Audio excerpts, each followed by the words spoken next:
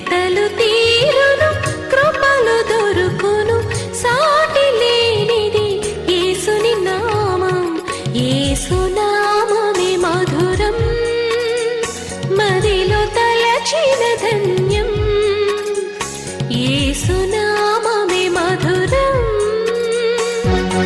ప్రభువునందు ప్రియమైన దేవుని బిడ్డలారా, నేటి వాక్య ధ్యానము కొరకు సహకారాన్ని ఇస్తున్న కుటుంబం ఏలూరు పతేబాద వాస్తవ్యులు శ్రీ ఇందుపల్లి ప్రకాష్ కుమార్ గారు,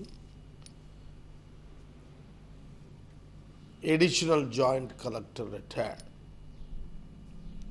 వీరి జన్మదినము సందర్భంగా భార్య శ్రీమతి ఇందుపల్లి సుదర్శిని గారు, కుమార్తెలు, వారి కుటుంబాలు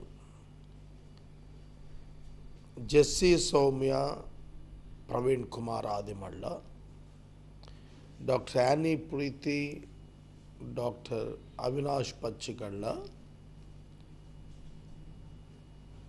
డాక్టర్ క్రిస్టినా కీర్తన మరియు మనముడు ఆర్యన్ డేనియల్ సహకారం అందిస్తున్నారు.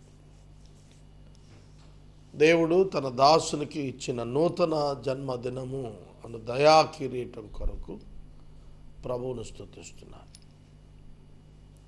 యేసే పరిష్కారానికి ప్రారంభం నుండి కూడా ఈ కుటుంబం ప్రధాన సహకారులలో ఒకరిగా ఉన్నారు.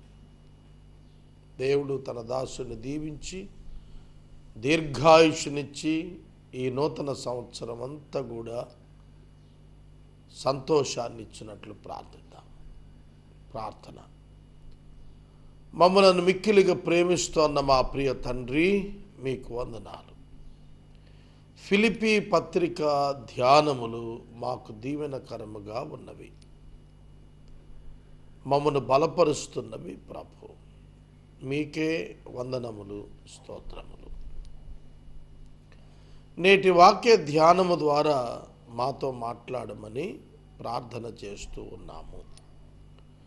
ఘనత, మహిమ, ప్రభావాలు మీరు పొందండి. ఈ దినపు ఎపిసోడ్ సహకారం ఇచ్చిన మీ దాసుని కుటుంబం ఇందుపల్లి ప్రకాష్ కుమార్ గారు, సుదర్శిని గారు, వారి బిడ్డల కుటుంబాలు దీవించబడినట్లు సహాయం చేయండి. ప్రభు, మీ దాసుని నూతన సంవత్సరము అత్యధిక ఆయుష్ చేత అభిషేకించి ఆరోగ్యమునిచ్చి ఆనందకరమైన దినములను ప్రసాదించండి. నేటి వాక్య ధ్యానము ద్వారా మా ప్రేక్షకులతో మీరు స్పష్టంగా మాట్లాడండి. యేసు నామమున వేడుచున్నాము తండ్రి, ఆమెన్. ప్రభువునందు ప్రియమైన దేవుని బిడ్డలారా, దయచేసి మీ పరిశుద్ధ బైబిల్ గ్రంథాన్ని తెరవండి. ఫిలిప్పీ పత్రిక 2వ అధ్యాయము 16వ వచనము నుండి వాక్యమును గమనించండి. నిన్నటి దినమున మూర్ఖ వక్ర జనము, crooked and twisted generation, సమాజంలో చెడ్డ మూర్ఖ ప్రజల మధ్య, వంకర ప్రజల మధ్య మనం ఎలా ఉండాలి, పనులు చేయాలి అనేది నేర్పించబడ్డాము. నిష్కళంకముగా, నిరపరాధులంగా, అనింద్యులంగా, దేవుని కుమారులంగా జీవించేటట్లుగా సంశయములు, సణుగులు మాని పని చేయండి అని అన్నాడు. ఇవాళ సనగటానికి ప్రతి ఒక్క మనిషికి ఏదో ఒక కారణం ఉంటుంది, కానీ సనగకుండా పని చేయాలి. దాని కంటిన్యూషన్లో ఇవాళ ధ్యానం 16వ వచనం. అట్టి జనము మధ్యన మీరు జీవవాక్యమును చేత పట్టుకొని లోకమందు జ్యోతుల వలె కనబడుచున్నారు. స్టేట్మెంట్. దీన్ని స్టేట్మెంట్ అంటాం. పౌలు ఫిలిప్పీ సంఘాన్ని గురించి ఇచ్చిన కితాబు మరియు వ్యాఖ్య. ఏమిటి ఈ వ్యాఖ్య? జీవవాక్యాన్ని చేతబట్టుకొని లోకమందు జ్యోతుల వలె కనబడుతున్నారు ఫిలిప్పీ సంఘస్థులు. ఎక్కడ? వక్ర మూర్ఖ జనము మధ్య. It is the real challenge for a believer. ఒక క్రీస్తునందలి విశ్వాసికి ఇది నిజమైన సవాలు. జీవవాక్యాన్ని చేతబట్టుకొని అన్నప్పుడు బైబిల్ గ్రంథం మీ కుడి చేతిలో పెట్టుకుని కాదు అర్థం. మీ జీవితాన్ని చూస్తే సజీవుడైన దేవుని జీవము కలిగిన వాక్యము నెరవేరుతూ మీరు జ్యోతుల వల్ల ప్రకాశిస్తున్నారు అని అర్థం.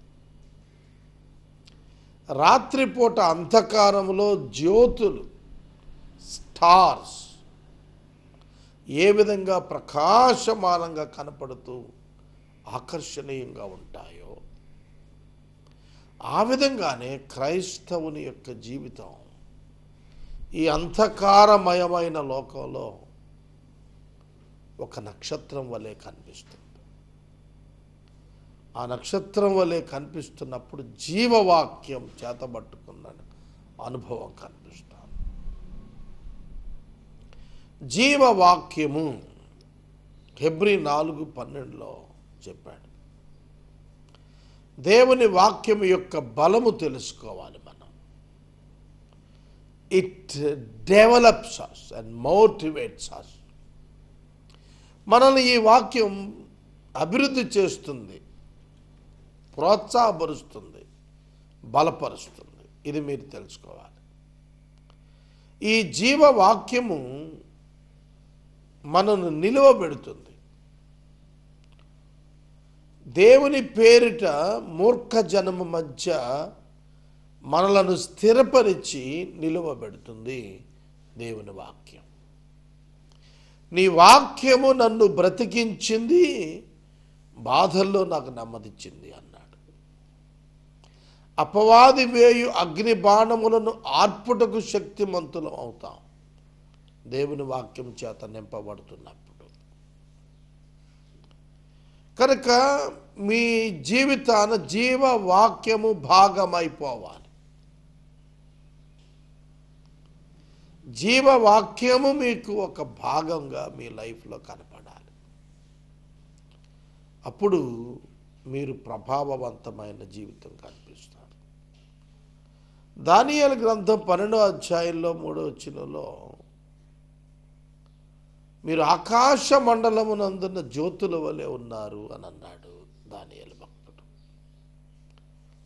ఎవరైతే బుద్ధివాక్యాన్ని, దేవుని వాక్యాన్ని కలిగి జీవిస్తారో, బుద్ధిమంతులై జీవిస్తారో వారు ఆకాశ మండలములోని నక్షత్రాల వలె ప్రకాశిస్తారు.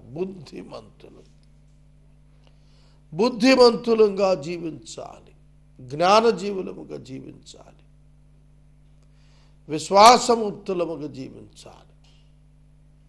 అది ప్రభువు మన నుండి కోరుతాంది. దేవుని ప్రతి ఆశీర్వాదమునకు కారణము దేవుని వాక్యము. అందువలన నేను వ్యర్థంగా పరిగెత్తలేదనియు, నేను పడిన కష్టము నిష్ప్రయోజనము కాలేదనియు, క్రీస్తు దినమున నాకు అతిశయ కారణం కలుగును. పౌలు ఒక సేవకుడుగా దేని కొరకు ఎదురు చూస్తున్నాడంటే క్రీస్తు యొక్క దినము కొరకు ఎదురు చూస్తున్నాడు. ఆ దినమున నాకు గర్వకారణంగా ఉన్నారు మీరు అంటున్నాడు. ఒక ఉపాధ్యాయుడు సంవత్సరం అంతా ఎంతో కష్టపడి పాఠాలు చెబుతాడు. ఆ ఉపాధ్యాయునికి నిజమైన ఆనందం ఎప్పుడు తెలుసా?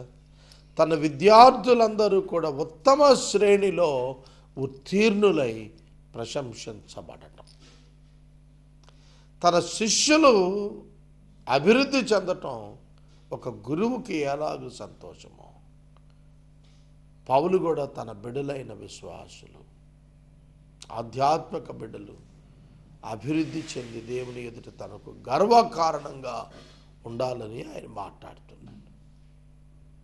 గర్వకారణమై ఉన్నారని, అతిశయ కారణమై ఉన్నారని సాక్ష్యం ఇస్తున్నాడు.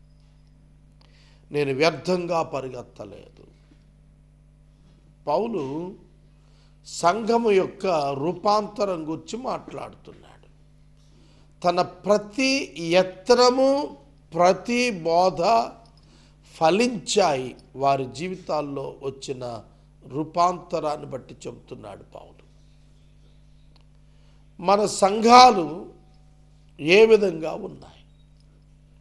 మన సంఘాలు రేపు క్రీస్తు దినాన మనకు అతిశయ కారణాలుగా ఉంటాయా, లేక మనలను దేవుని ఎదుట నిలబడతాయా? ఇది మనం చెక్ చేసుకోవాలి. నేను వ్యర్థంగా పడలేదు, నా కష్టం నిష్ప్రయోజనం కాలేదు. ఎంత గొప్ప మాట! వ్యర్థంగా ప్రయాసపడలేదు. ప్రయాస వ్యర్థం కాకూడదు. ఏ వ్యక్తి అయినా ప్రయాస సఫలం కావాలనుకుంటాడు. నేను ఎప్పుడు చెబుతున్నాను, 100 దినాలుగా మీకు హంగర్ డైలీ రిలీఫ్ ప్రాజెక్ట్ చేస్తున్నాను 5 నుంచి 600 మందికి. ఈ ప్రాజెక్ట్ చేస్తున్నప్పుడు నేను పడుతున్న ప్రయాసము ఒక దినాన దేవుని ఎదుట నాకు అతిశయ కారణం కావాలి. అది నా అల్టిమేట్ గోల్ అయి ఉన్నది. కనుక వాక్యం ఏం చెబుతుంది?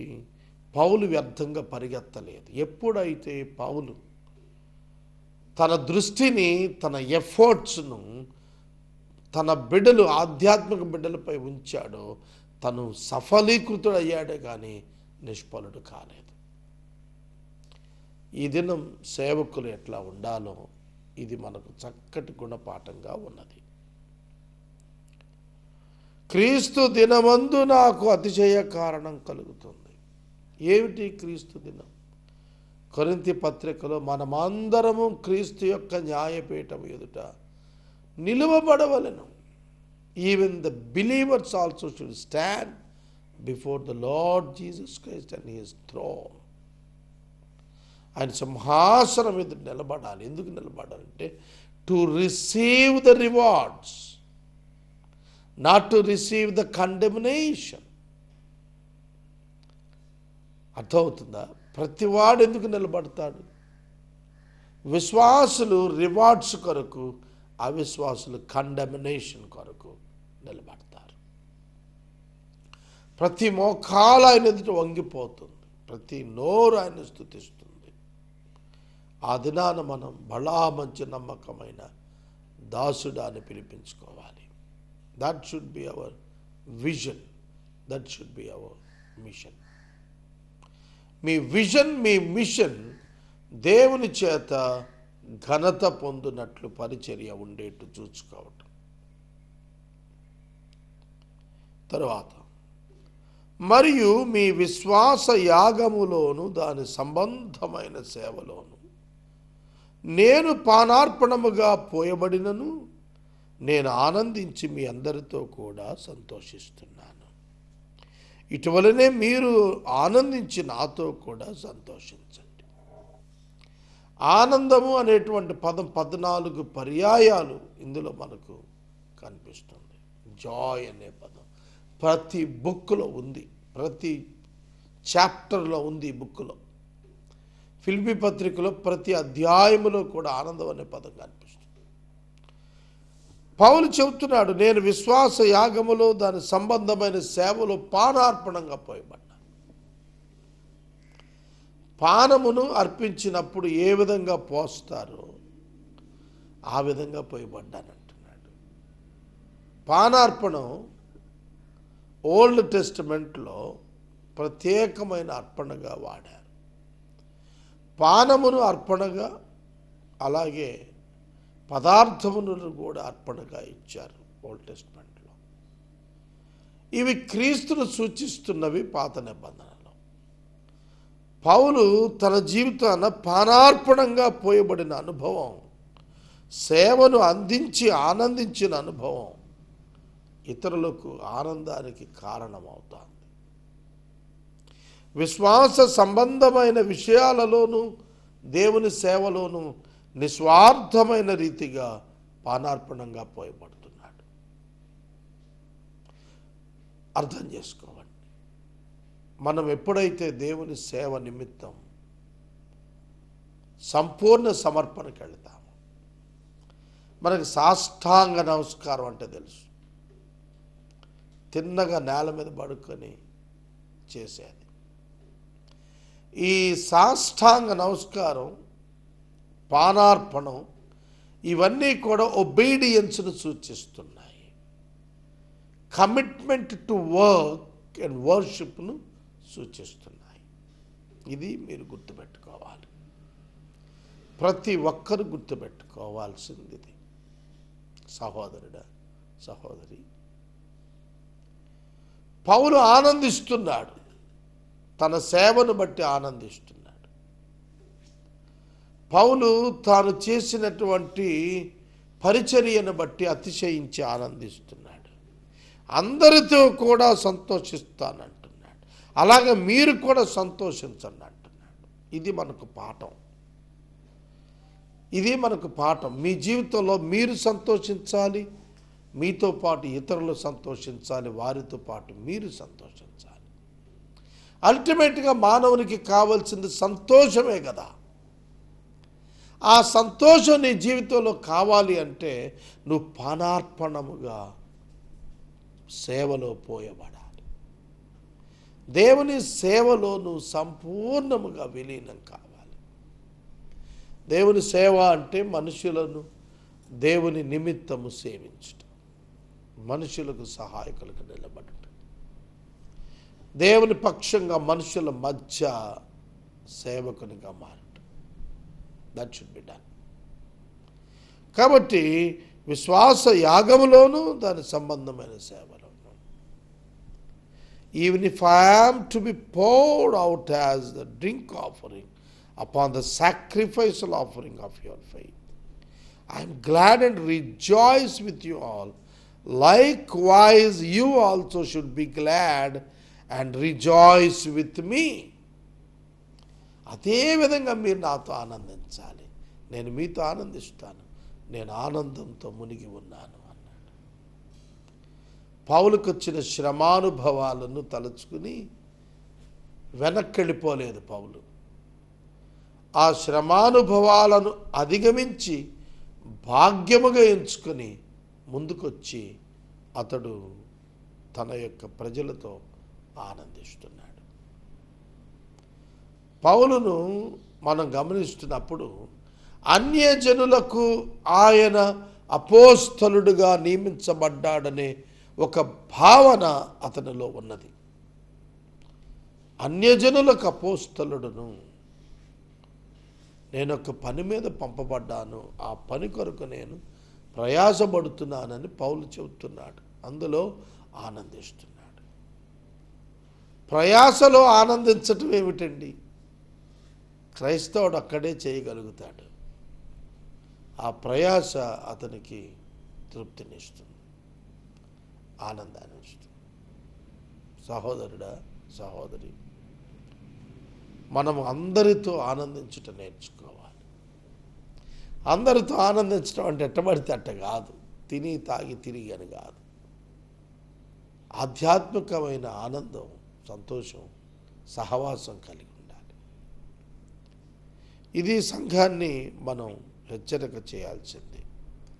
క్రీస్తు దినమున పౌలు తన కష్టానికి ప్రయోజనం దొరుకుతుందని, అది నిష్ఫలం కాలేదని, నిష్ప్రయోజనం కాలేదని దేవుని స్తుతించిన అనుభవంలో ఉన్నాడు. 17వ వచనం మనం చూస్తున్నప్పుడు సేవలో ఆనందిస్తున్నాను అని అన్నాడు. ఇది ఎటువంటి భాగ్యం! సేవ ఖర్చుతో కూడింది. పానార్పణంగా పోయబడటం అంటే అర్థం అదే. నేను వ్యయమైపోతున్నాను, నా సమయము, నా తలాంతులు, నా ధనము, నా పరపతి సమస్తము అర్పించబడుతోంది సేవలో అన్నాడు. సేవ ధన్యత, సేవ ఆనందము. కనుక ఘనమైన దేవుడు ఘనమైన సేవ చాలా కొద్ది మందికే ఇస్తాడు ఆ భాగ్యం. అట్టి భాగ్యంతో తరించిన అనుభవాన్ని పౌలు వ్యక్తీకరిస్తున్నాడు. ఈ సేవ అనేటువంటి మాట, serving the people and God with sacrifice,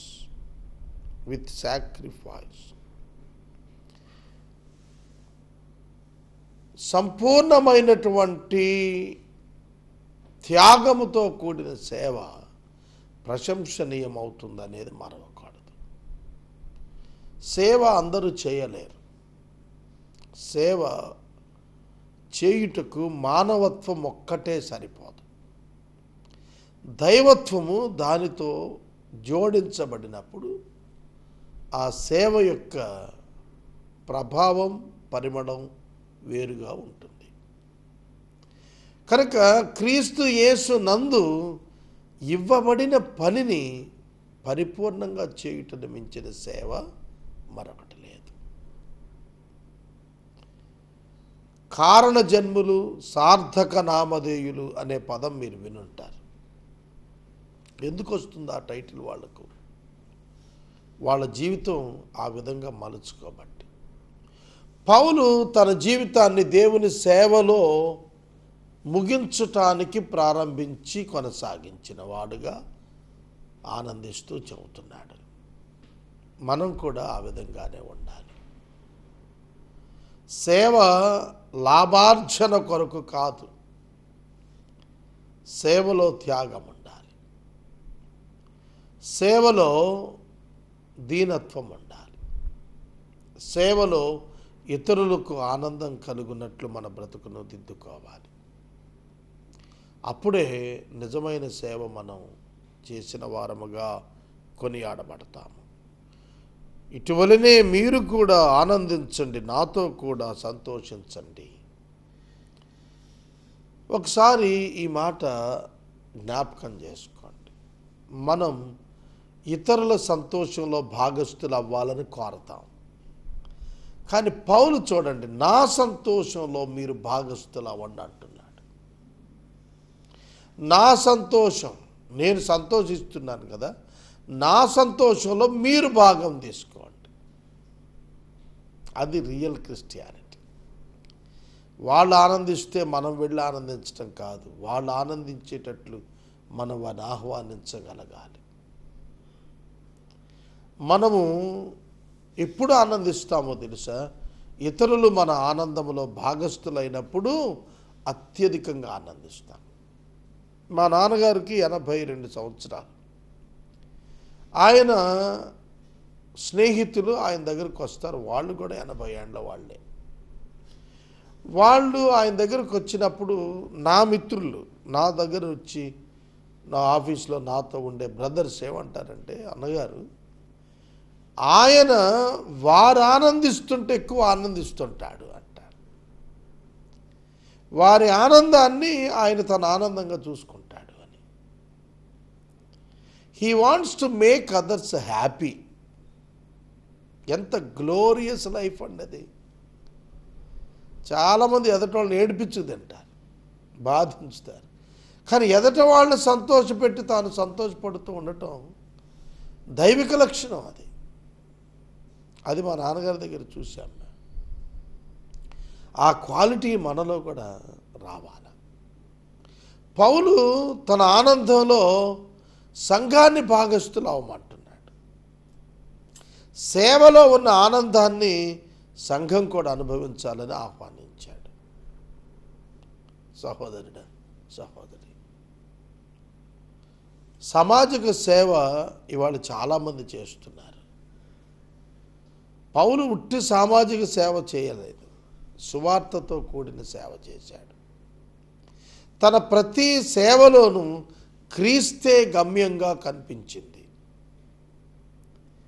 అది విశ్వాసి యొక్క సేవకు అవిశ్వాసి యొక్క సేవకు వ్యత్యాసం.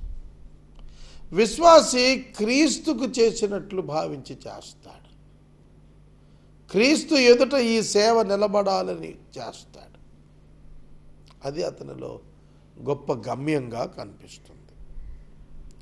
అందుకే మనం 18వ వచనం వరకు చదివాం. 16 నుండి పౌలు, నేను వ్యర్థంగా పరిగెత్తలేదు, నేను నిష్ప్రయోజనం కాలేదు, నాకు కష్టం అది ప్రయోజనమైంది, ఎందుకంటే మీలో గొప్ప మార్పు వచ్చింది అని ఫిలిప్పీయులను ప్రశంసిస్తూ ఈ లేఖ రాస్తున్నాడు.